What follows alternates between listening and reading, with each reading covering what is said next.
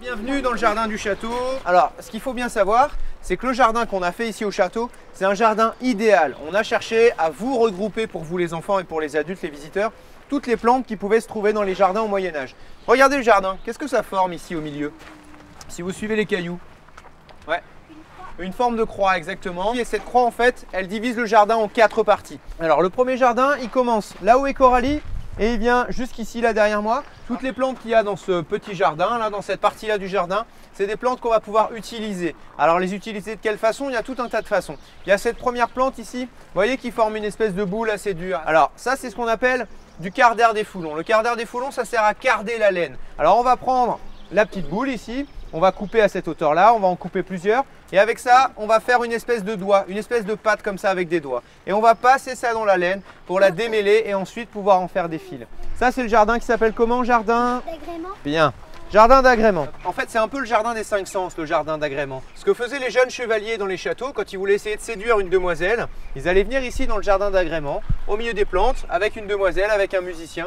Le musicien allait jouer de la musique et le jeune chevalier allait raconter de la poésie pour essayer de séduire la demoiselle.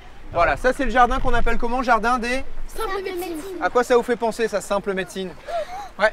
Ça permet de guérir. Alors ce jardin des simples, en fait, c'est un jardin avec des plantes qui vont pouvoir soigner les gens. Alors je précise d'abord que ce n'est que dans l'imaginaire des gens du Moyen-Âge. La médecine au Moyen-Âge, elle était assez hasardeuse, on essayait des choses, mais sans être tout à fait sûr que ça marche. Il y en a une qui fonctionne assez bien, c'est celle qui est ici, là. Ça, c'est ce qu'on appelle, avec la petite fleur jaune là-bas, c'est ce qu'on appelle la chélidoine. Et la chélidoine, quand on en met plusieurs fois par jour, pendant quelques jours sur une verrue, ça finit par brûler la verrue. Ça, on sait que ça marche pas trop mal. Alors, le dernier, il s'appelle comment le jardin?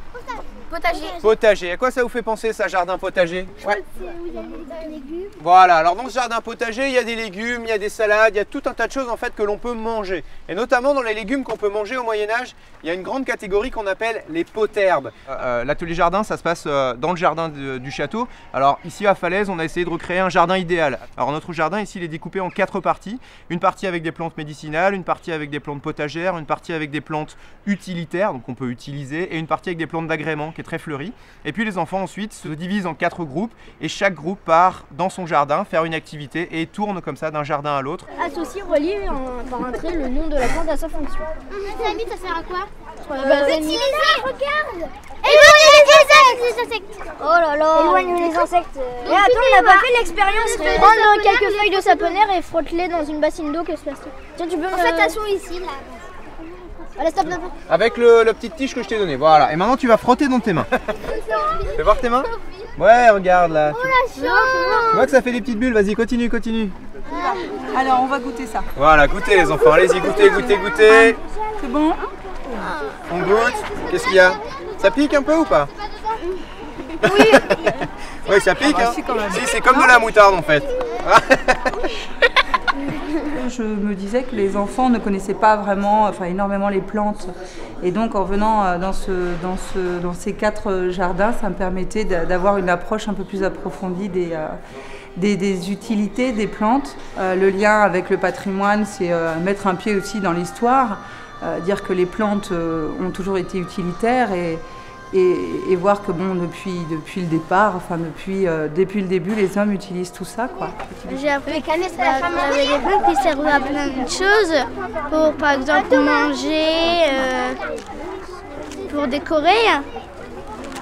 Il y a plein de sortes de fleurs, on donne des noms à chaque sorte de fleurs.